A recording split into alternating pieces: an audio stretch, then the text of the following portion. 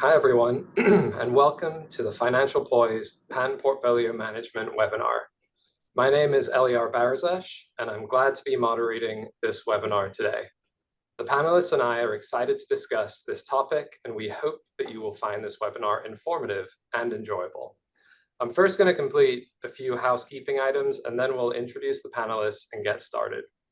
So on slide 2, you can see that this webinar is brought to you by Financial Ploys, and you can read more about them on this slide. I'd like to thank our co-producer, the National Law Review, and you can read more about them on slide 3. And slide 4 contains a disclaimer. You're not our clients, we are not your lawyers. What we do here today is for general educational purposes and not for you to act on without appropriate advice. I'd also like to add that the views discussed during this presentation are not necessarily the views of our employers or our clients, but are made in our personal capacities only. So with that, let's introduce the panelists, and I'll actually let them introduce themselves. First, we have Ted Beam from Sol Ewing. Ted, take it away. Hey, thank you so much, and thank you for the opportunity to speak to you and everyone today. I think we have a really good segment of slides lined up, and hopefully you'll find it informative. My name is Ted Beam. I'm with Sol Ewing. As I finally entered my gray hair year, so it's the year 23 of practicing, which I can't believe myself. But I've handled a number of patent portfolios over those years, both big and small. Have my hand in litigation as well as prosecution. So hopefully covering those sort of facets of patent law will come in handy today, and hopefully we can get you something to take away from this in a meaningful way. So thank you again.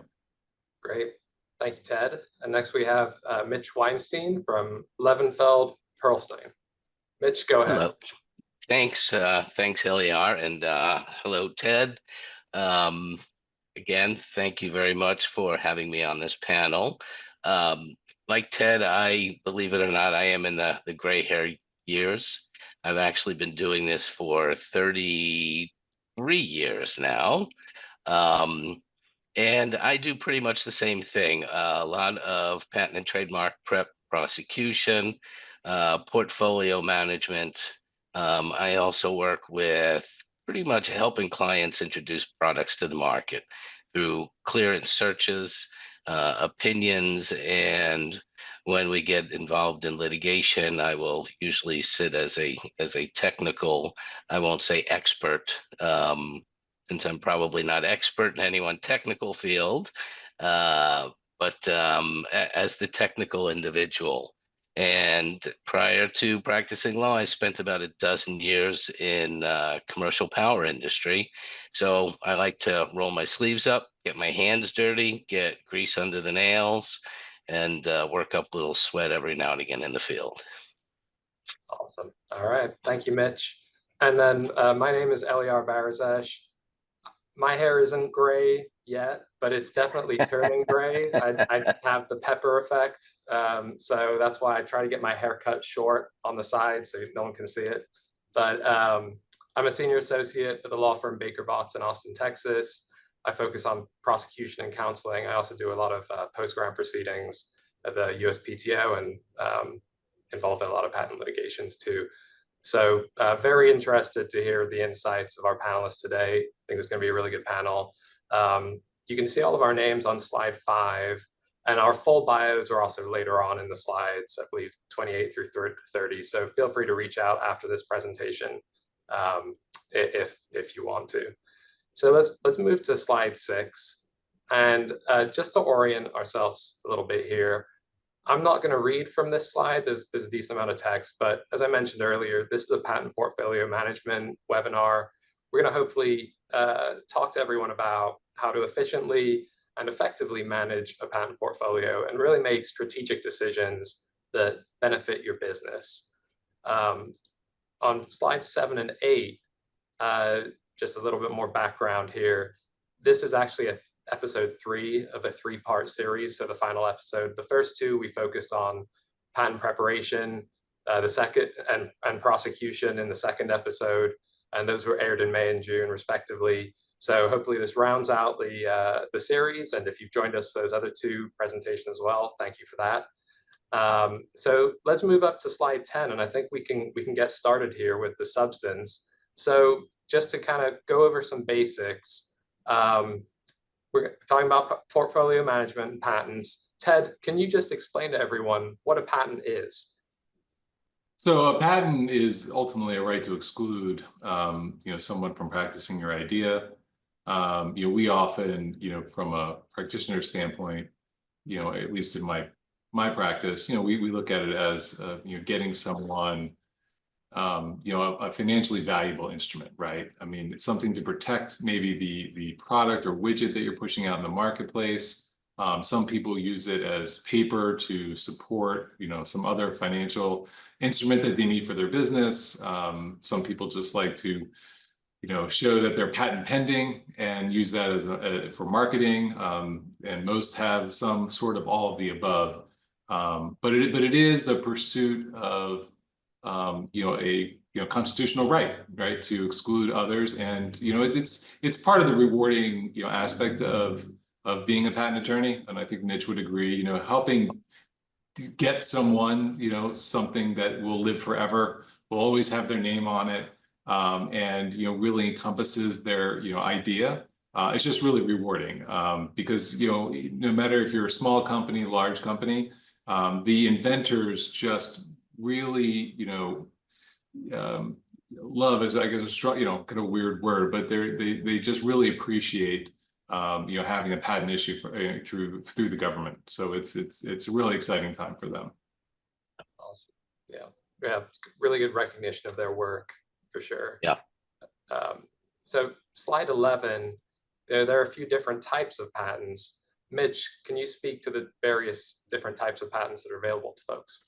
Sure. There are three types of patents that the U.S. government will issue: utility patents, design patents, and plant patents. So the way I like to describe utility patents is that they protect the structure and or function of a thing or a method.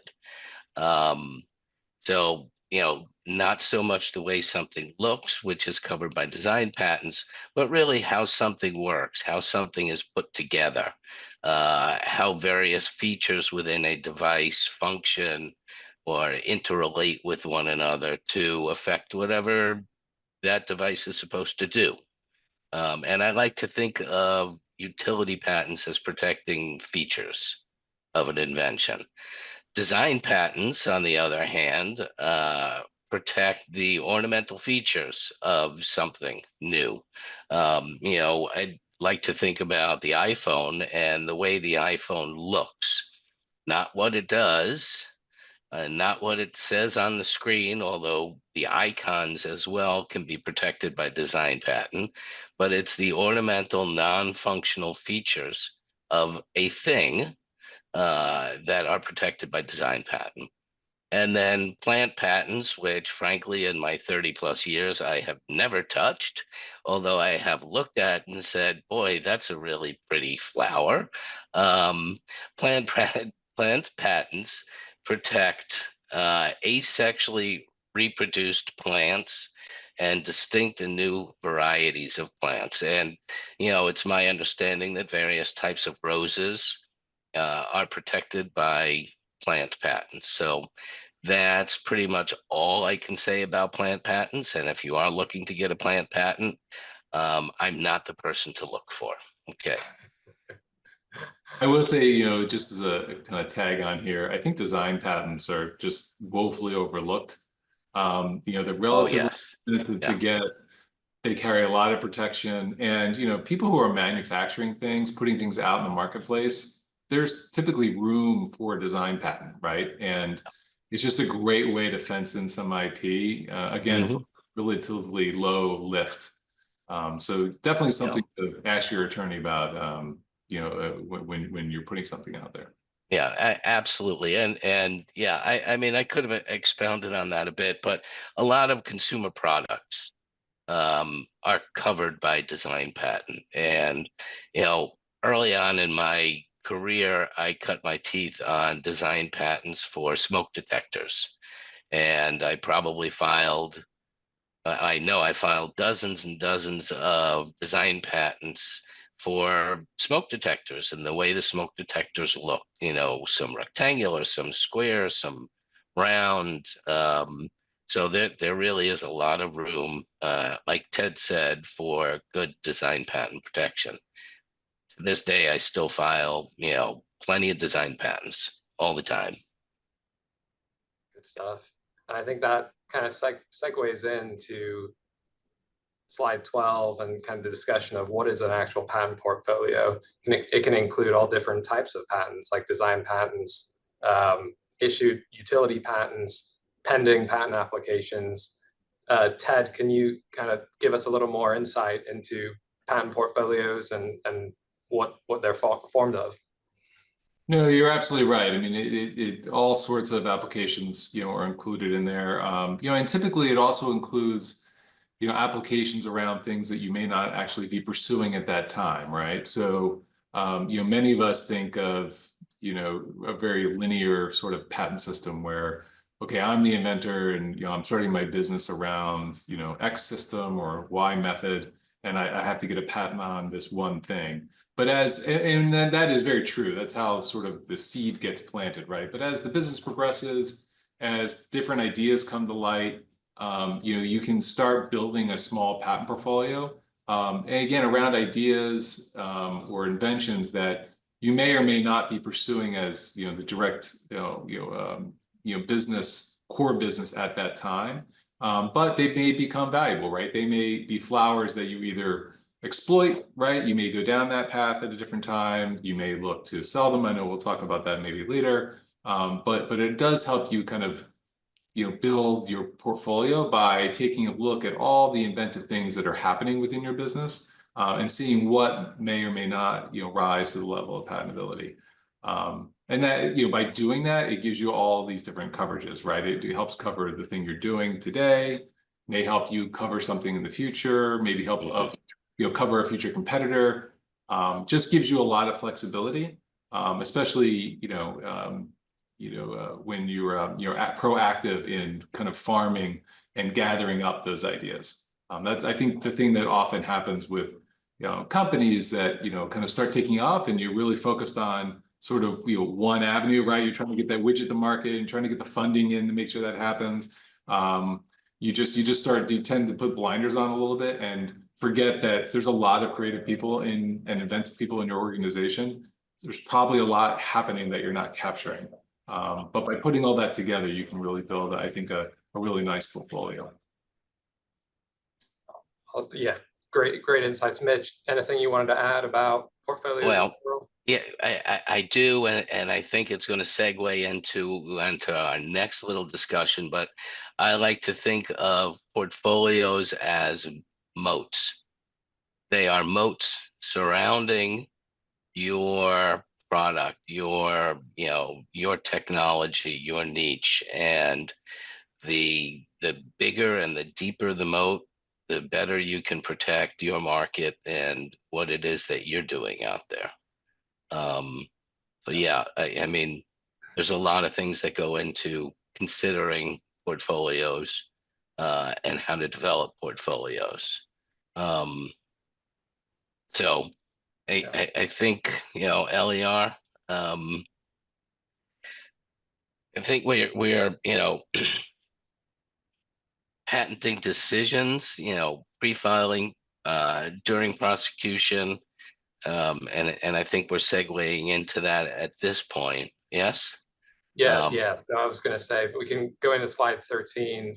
Okay. We're kind of touching on those business aspects. I think the pre-filing decisions you're going to go into. Yeah, great for you to get into that now. And okay. Yeah.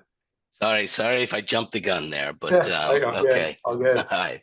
So, portfolios and business decisions are really intermeshed with one another.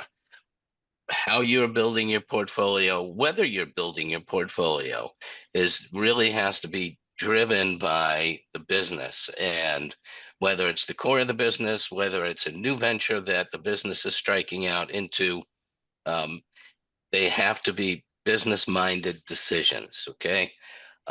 You have to track your changes in the market. You've got to keep up on what your competitors are doing, and where your competitors are.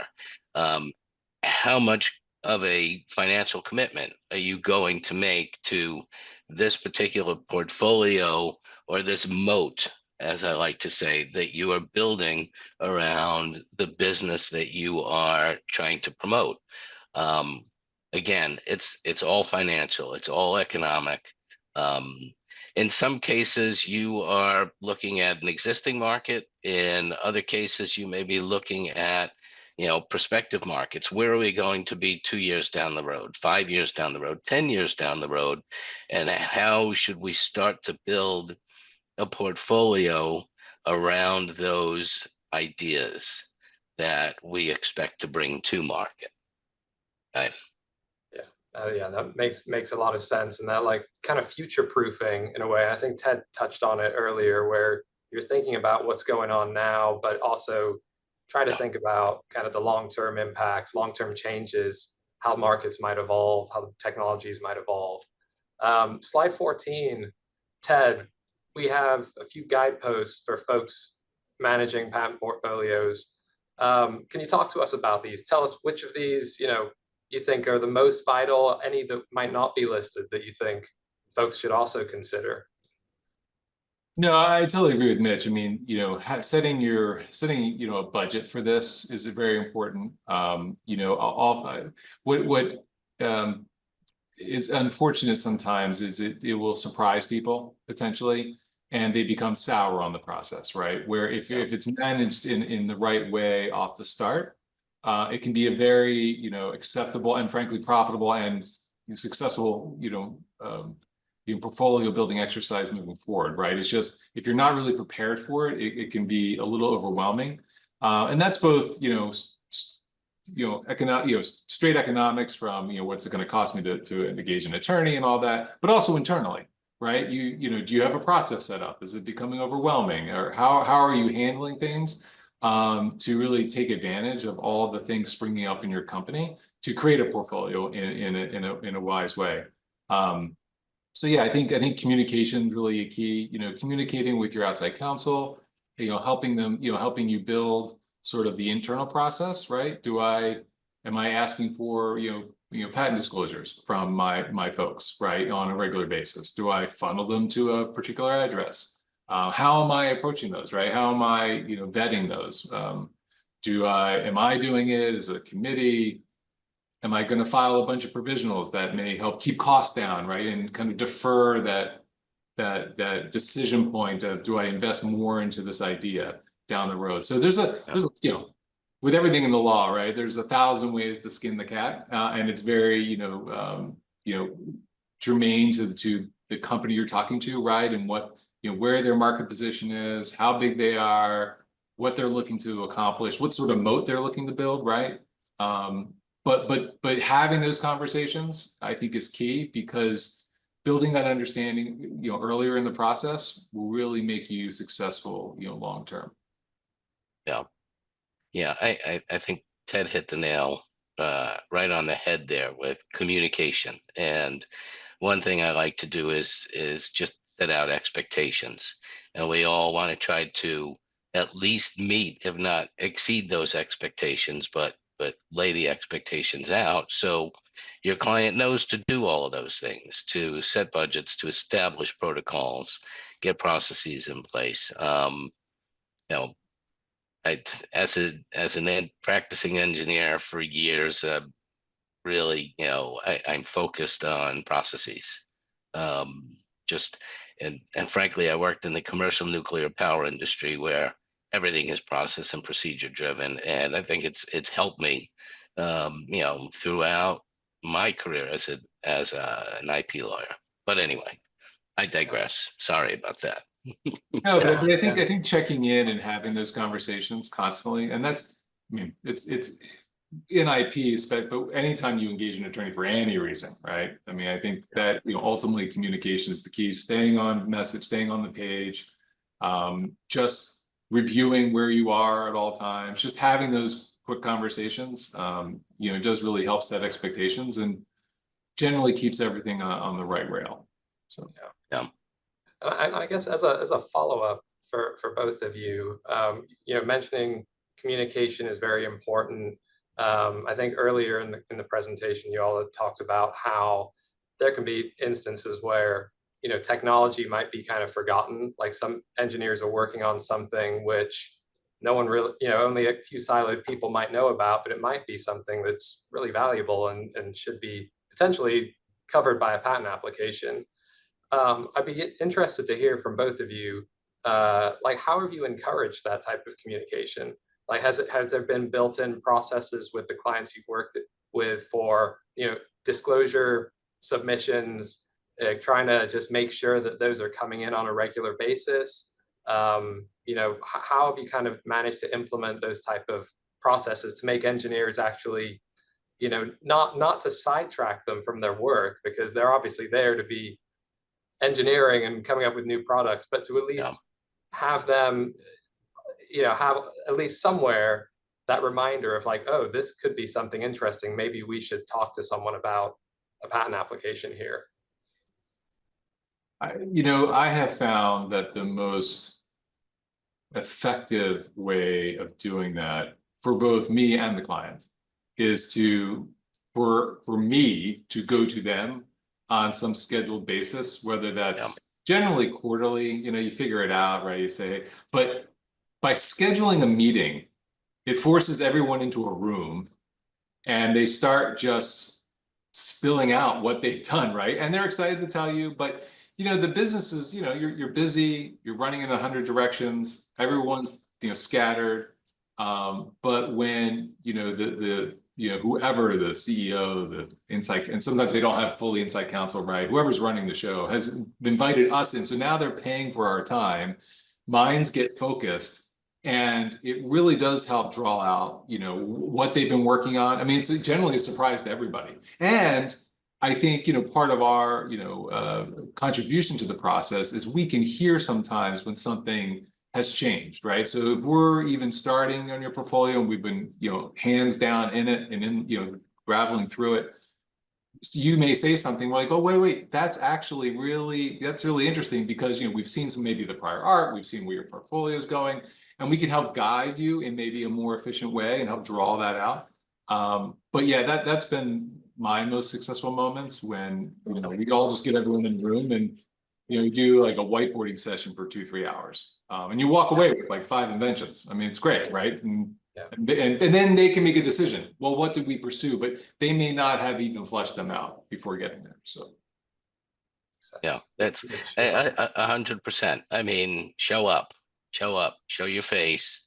And one of the things I like to do, especially with newer clients or with clients that haven't been pursuing patent protection, go in and educate them.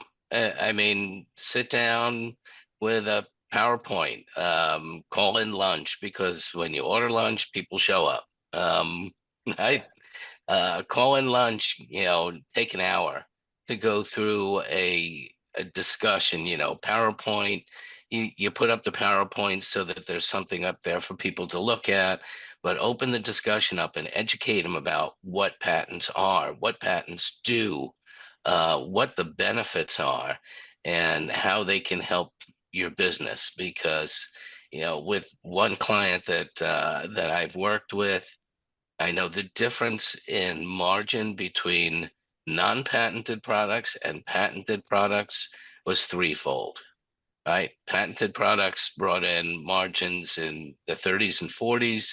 Non-patented products may have been bringing in margins in the 10s. So, 10% area. So it's very important to do that. And Ted's right. Show up, show your face. Clients like to see it, even if it's goodwill trip. Right? It's good to do. So. Yeah, that makes a lot of sense. Yeah. All right. Well, let's keep rolling here. So, so we kind of talked about some of those guideposts that folks might want to consider. Slide 15. Now, this is more of questions that a business should ask itself when thinking about how to manage a portfolio. Mitch, can you kind of talk us through some of these aspects and considerations?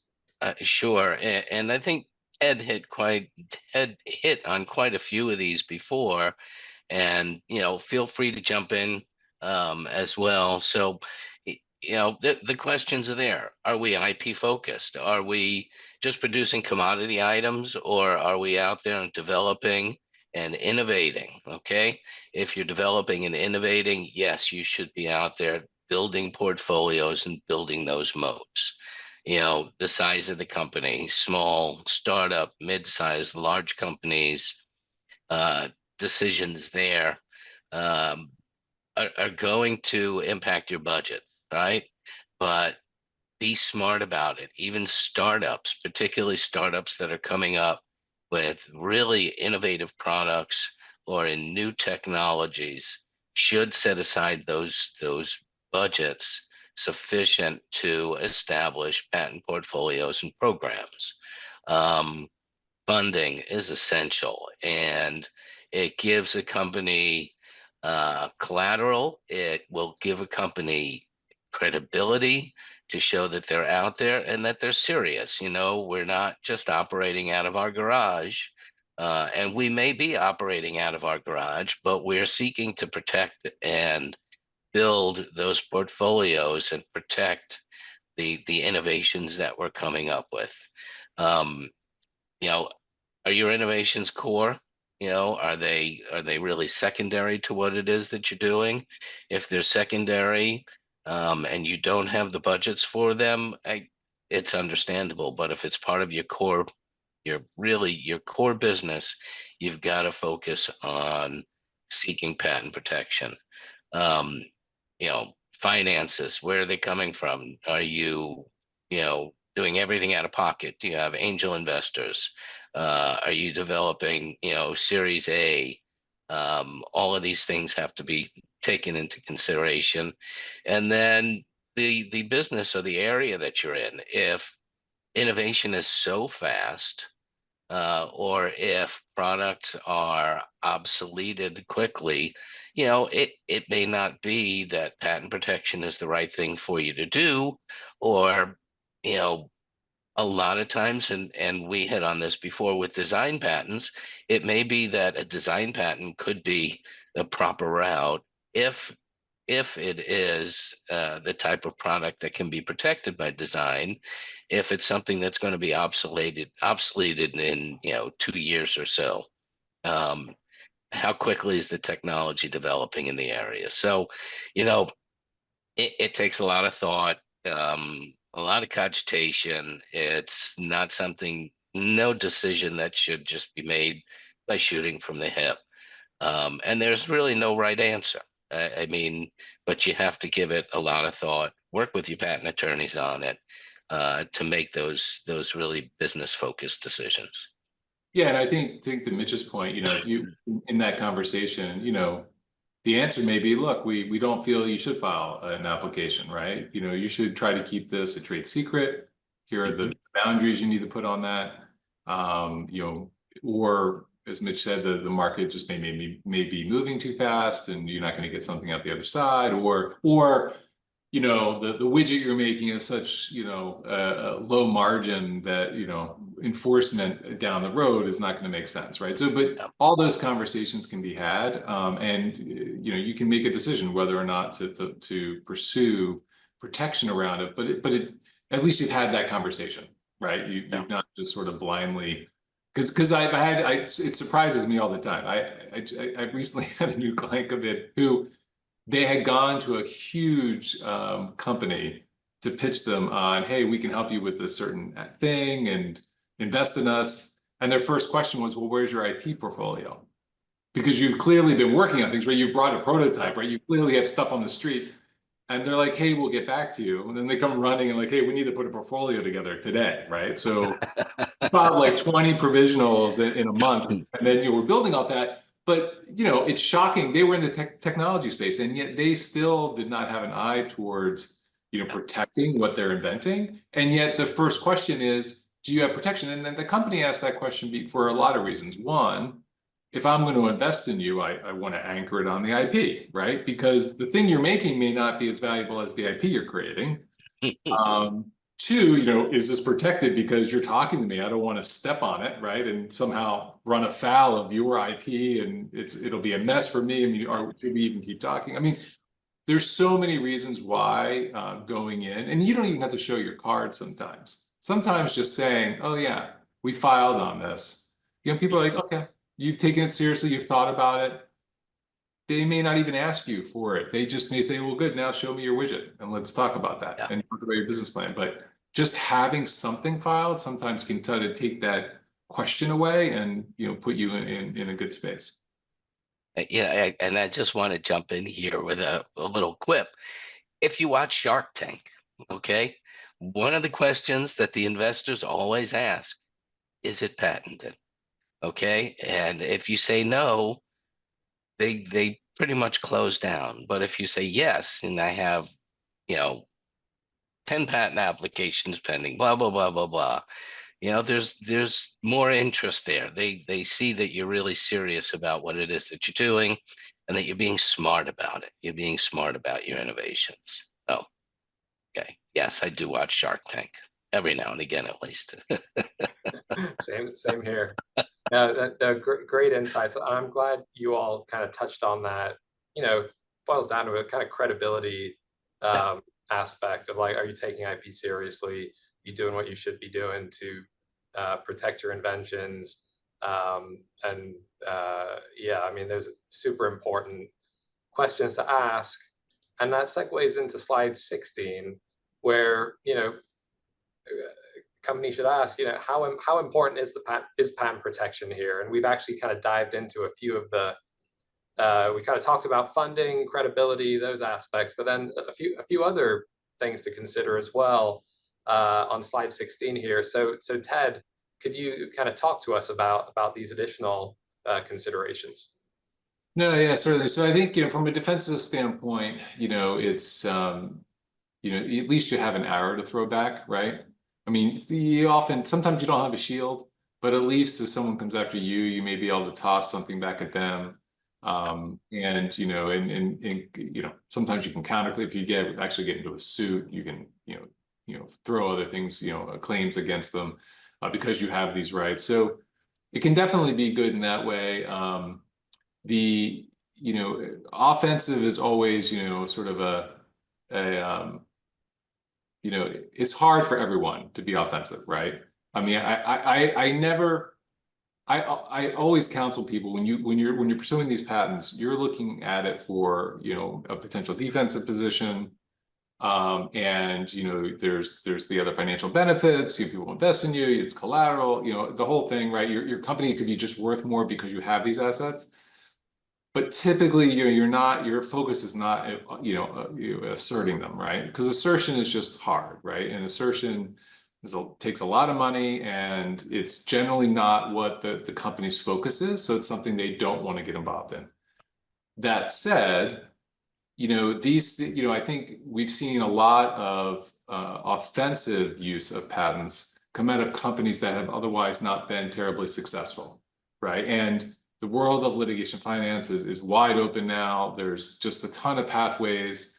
And, I have a client now who, years of developing their patent portfolio in a very smart and intelligent way. So they have an excellent patent portfolio, but they earnestly tried to build their business over, a decade, right? And they were a little somewhat successful, but they got a lot of just kind of ignorance and pushback in the industry and just sort of didn't get there, right? But now they have something they can enforce, right? So now they can, see a pathway towards monetizing the thing that they had in hand. But their original aim was not to be offensive, right? Their original aim was to protect what we are going to sell and, be very active in that way. And they were able to get funding off of this. I mean, all the good things that we talk about here, they were able to achieve. It just didn't take, grip in the marketplace, which it happens, right? But out of the ashes of that, now they have, a package that they can offensively, seek to enforce and monetize and still make the company valuable. So I say that because it demonstrates one aspect of the long life the IP can have in your company, right? And all sort of the variable uses that it can go through, right? And so your aim of, or your, what you're looking for the IP to do for your company can just change over time, right? And that's the beauty of it. You can morph that. So yeah, it's a huge avenue anymore. Yeah, for sure. And I guess talking about, I guess one thing I'm interested, maybe I open this up to both of you. We have on slide 16 kind of how litigious are your competitors? Are they more likely to bring a suit or not? And I think, Ted, you already kind of touched on this a little bit with the defensive protection. But I mean, how do you, if you have your main competitor has been very aggressive in trying to keep folks out of that particular technical space, and then that you want to enter, what's the best way to deal with that? I mean, what are you meant to do? I mean, do you just try to build up your portfolio to match it, or any other ways that you can think of to try to break in there? If that's like where your company's core business is, it's falling right in there. What type of things do you try to do? Yeah, I mean, I think you mentioned it earlier, but doing clearances, looking at their patent portfolio, seeing where they are, right, getting that under hoof, and then what's my potential design around for the thing that I want to put into the marketplace? Do I then patent that design around? If I do a sort of white spacing exercise around where they are, do I start filling in the gaps around them a little bit, right? And that would be almost prospective IP, right? So maybe I am not personally heading in that direction, but they're truly a competitor, and I want to make sure I have something to throw back at them, a shield or a sword, whatever, however it's going to be, positioned. Maybe I just start having my team start creating inventions in those spaces.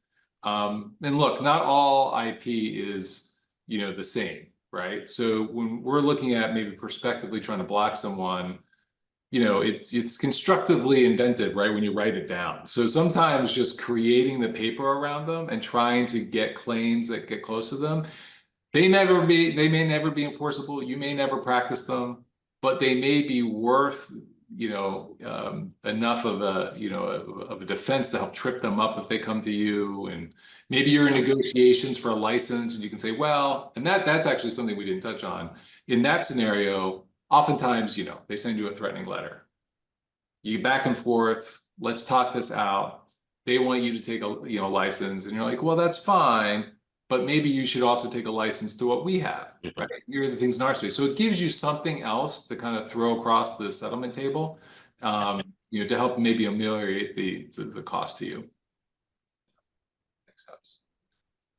Yeah, it absolutely does that. And the one thing I'm going to say, particularly when your competitors are litigious, tread lightly, build your portfolio, tread lightly. And, Ted hit it. It's get patents in those little spaces where your competitors aren't protected. And when you can improve on something that your competitor has, because your improvements make it cheaper, make it run better, whatever that improvement is. And that gives you the ability to cross license. It's just, I mean, you really have just so much of a stronger position and leverage when things happen. I know I'm looking at a product now for a client, and a competitor has 20 plus patents in the area. Okay. And it is so challenging to try to help my client figure out what they can and can't do because of this portfolio that the competitor has put together. And the competitor is very litigious. Right now they're sitting on, I think it's about a almost $200 million judgment that's up on appeal, and it's challenging. But if we can build outside of their moat, so to speak, and cover the areas that they haven't, that are advantageous and enhancements, it will give us a leg up in the event something does happen. Yeah, that no, makes a lot of sense. And I think we just the way the conversation has flowed, we're hitting a lot of the points that are on these slides, which is great. I guess so slide 18, Mitch, one of the points here is evolution of technology. Yeah. What are your thoughts on considering how technology is changing when you're managing a portfolio, and kind of asking questions of like how should we protect now, and also as technology might potentially change? Yeah, we all as patent attorneys and the business owners and entrepreneurs we work with, we all wish we had a crystal ball, right? You have sometimes no idea where the technology is going. You really have to be mindful and thoughtful, and try to look, that 2, 3, 5, 10 years down the road, um, and build some of that technology into your portfolio if you can. I mean, take AI as a perfect example. 10 years ago, when we were drafting patent applications, would we have thought about somehow incorporating the benefits of what AI can do into our patent applications? Um, only if you had that crystal ball, right? So it can be very difficult. A lot of that comes back to how you draft your patent applications too, which I think was the first in this series. Yeah. And being able to sit down and really give it thought as to where the technology itself may go. Um, it's a tough thing to do.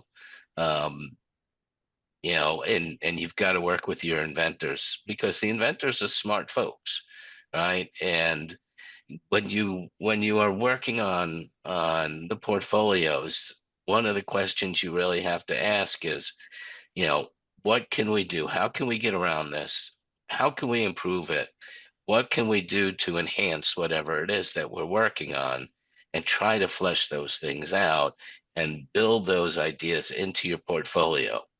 It may not be something you're doing now, but it could be something that you're doing a few years from now. And protecting that moat. I love that moat, obviously, and the alligators too. But really building that moat, so that the portfolio you put together can withstand scrutiny and enforcement 5, 10 years down the road.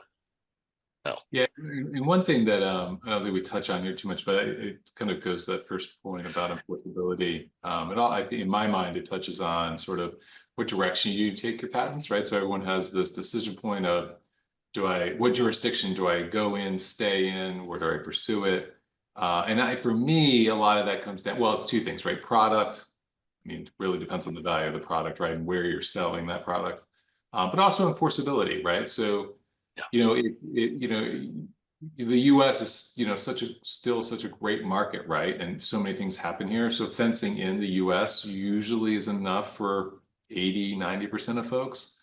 Maybe Canada included, right? Mexico, but most people aren't selling a drug, right? I mean, that's a different type of sophisticated, patent portfolio.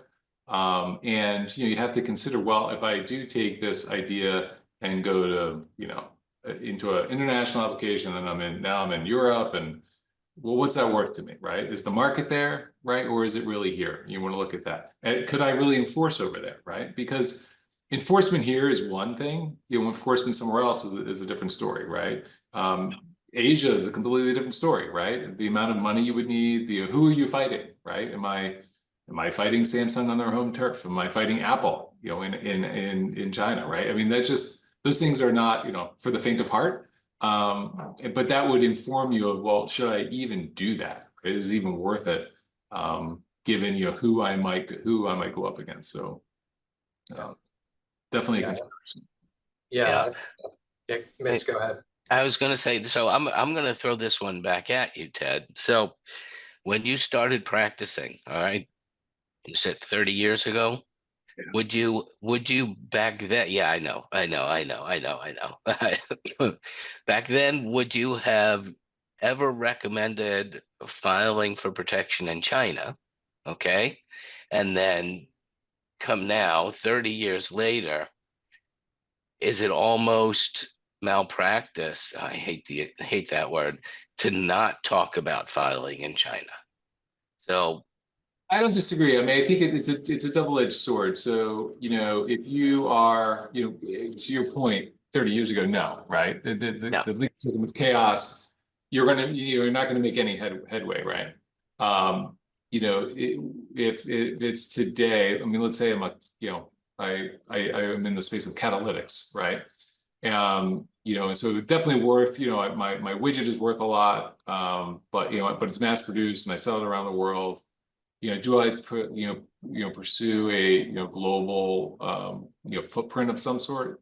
Mm-hmm. Probably. And could I enforce it in China? Yeah, right. It's probably right because it's probably an industrial. Let's say it's an industrial catalytic process. Yeah, right. Because more people will adopt it, use it. Yeah.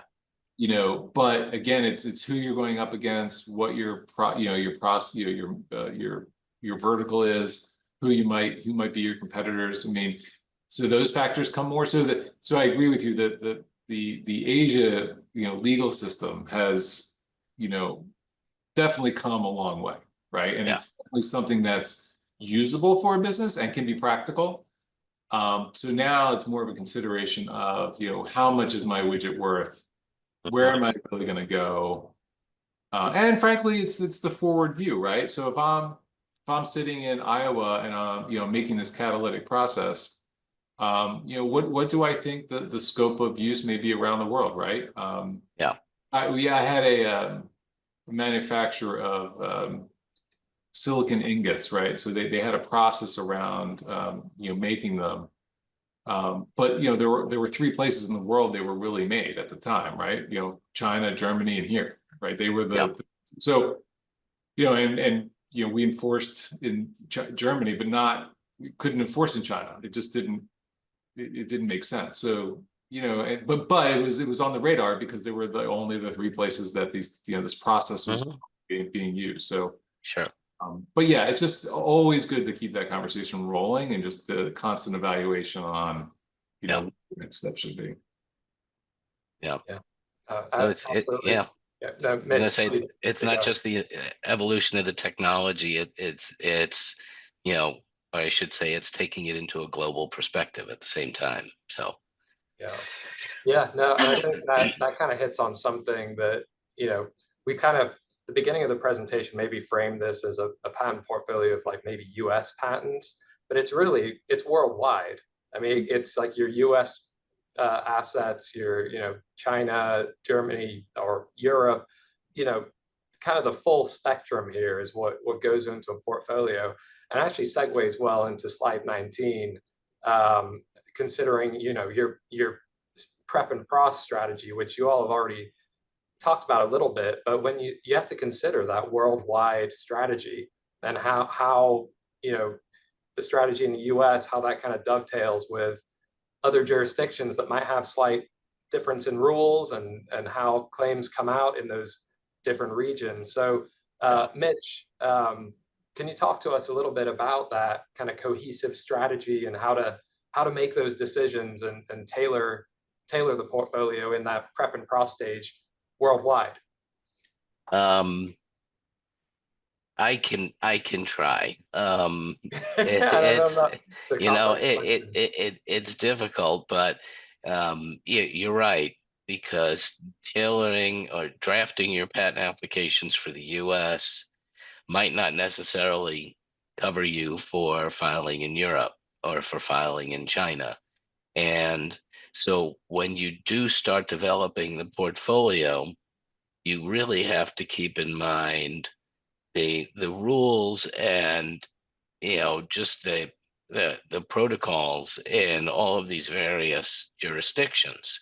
For the most part, the clients they're gonna file in the U.S. Ted, I agree. You're going to look at China. I'm sorry. You're going to look at Canada. You're going to look at Mexico. Everything in the North, the North American market. When you start thinking about how am I going to, secure patent protection in Europe, you have to think really strategically about how you draft your patent applications for a European market.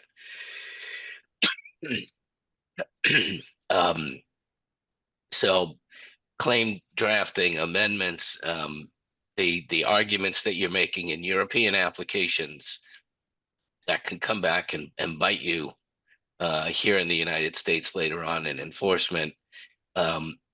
These all have to be taken into account. In the US, I love to think about patent families, building patent trees. You file a parent application. Hopefully you've drafted it, excuse me. Hopefully you've drafted it broadly enough that you can file continuation applications to try to secure protection on different features of your invention, or divisional applications, because you have a number of inventions that perhaps you tried to claim in your parent application, and all of these things have to go into excuse me again, the strategy for building that moat. How am I going to expand that moat if I decide that that's what I have to do going forward? Yeah, and it can be a pretty very surgical decision-making process, right? Not everything has to be everywhere. And you take maybe your seminal filing and you move it around. And again, it goes back to, it may not be for enforcement, but it may be for deterrence. It may be for investment purposes, just showing that you have some footprint worldwide. And just keeping those things alive out there, right? An application with some claims that you can manipulate in the future, for better or for worse, it can take a long time to get a patent. So, but can work in your favor, right? If you're evolving, what you're doing and your space is evolving, you can maybe tailor the claims to better capture, not what you're doing, but also what may be the most, valuable patent asset you can obtain. Yeah, for sure. So, I'm going to slide 20, the evolution of the portfolio. I think we touched on this a little bit, and I actually think we have a few minutes left here.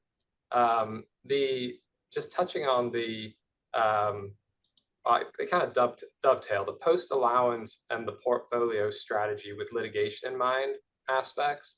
Maybe first just touching on post allowance maintenance fees, whether you keep paying those or let them lapse. Mitch, I mean, any thoughts on that as your portfolio is maybe a little more mature now, you have issued patents, you're making those decisions.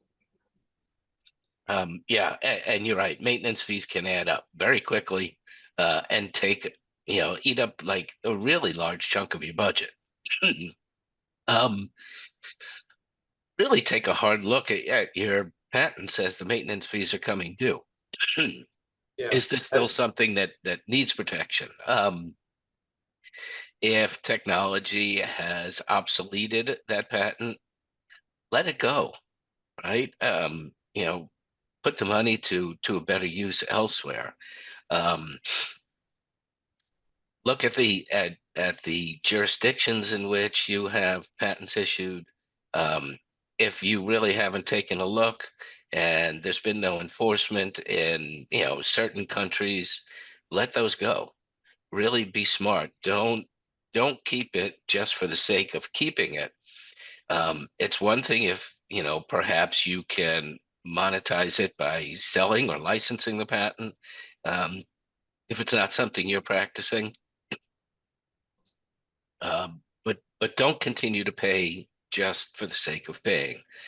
Yeah, Yeah. one practice point I would suggest with this, that especially is very valuable for small to mid-sized companies, when you don't have some sort of large unwieldy portfolio. That's sort of a whole different, review process. But I love to, and request this from your attorney, right? But I love going in with a PowerPoint slide that has the title of the patent, right? Whether it's issued or not, a screen, a picture of the figure that makes the most sense, the broadest, allowed claim or pending claim, right? And maybe the product that it's attached to within the company, right? Or whatever, or the product name or the, secret name you've given it within the company. But just to review those, because, sometimes you're like, hey, and it happened the other day, we got a claim allowed, which was great. And then, I didn't pick it up. The client said, well, doesn't this kind of cover our other thing as well, right? So we went back and looked at that one, and lo and behold, Yep. it does, right? And we were banging our heads against the wall in that part of the prosecution. So, the decision's made, we'll let that one go, right? Because we have, and some of that is, the product changed a little bit, the way they view the market has changed in the last 6 months, but you don't really know that until you have that back and forth conversation and, present basically to between you and the team at the company, just, what do we have, right? Because people lose track. That's the other thing, right? When you have a portfolio, as soon as you cross 3 or 4 properties, you start losing track about what do we really have? What do our claims really say, right? I mean, so revisiting that quarterly, every 6 months, whatever the case may be, I think can be really valuable. Yeah, for sure. And slide 22, I mean, I guess we have kind of covered a lot of the kind of portfolio aspects here, and we only have a couple minutes left. I'd like to hear both of your thoughts in terms of being able to show infringement and just how easy claims are to actually read on competitor products. How do you think, how does that play in for both of you? I mean, it seems like that's an important factor to consider when you're looking at claims, figuring out what's most valuable. But I'd love to hear a couple of examples and thoughts that you have when thinking about that aspect from your practices.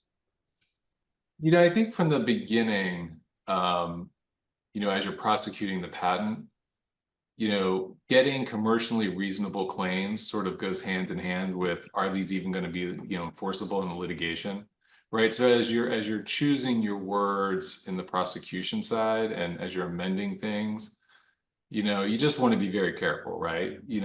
Narrow is one thing, but overly narrow with a made-up term is, right. I mean, I always tell anyone, we'll get you a patent, right? Anyone can get a patent, right? Is it valuable? Is it worth anything, right? I mean, you can be so narrow as to gain something, but it's nothing. It's worth nothing but the piece of paper that you put on the wall, which can be valuable, right? I mean, but as long as that's the value you were looking for. So I think when you're trying to get something commercially, valuable for the client, that will likely end up being something that's, litigation worthy. It's hard to prospectively look out. I mean, unless that's your goal, right? You can white space and try to obtain patents that are going to be litigation worthy, especially if you think you have foundational technology. But I think just taking care and asking that question, and that's actually a good question to ask, because some people are very, in this space can be just heads down, prosecution only. Ask your counsel, okay, you presented me with this amendment. Is this worth anything in the real world? Just ask that question. And if you ask that, it gets everyone thinking, well, gee, maybe this amendment is not worth it, right? Or let's take this amendment and we'll try to get something that's, a little broader. So it's just, again, back to communication, just asking that question, is this going to be worth anything on the outside of these 4 walls when we're done? yeah, it's absolutely important. Is it worth more than the paper that it's written on? And we're going to go back to the first session again. When you are when you're drafting patents and patent claims, you're drafting for 3 people, or at least 3 people. You're drafting for your inventor. You're drafting actually for, let's say, your inventor, the patent examiner, a judge, and a jury. Okay, keep that in mind. Okay, and keep that in mind when you're building your portfolio. I've read through some patents where I just sit and scratch my head, and it takes so long to get through that patent, and I'm thinking to myself, you really have to try hard to infringe this patent. Those are great thoughts, and we do have a few slides left on cost control, and I'll just kind of summarize. Obviously, you want to maintain costs, monitor costs, make sure you're keeping an eye on how much everything is in view of your budget, and then making strategic determinations and decisions in view of that. But we are at the end of our webinar, so unfortunately I have to end. I think this conversation has been really, really good. It's been great to speak with both of you and to hear your insights. I'd like to thank both of you for the time. And with that, that's all we have. So thanks everyone for watching, and goodbye. All right. Thanks all.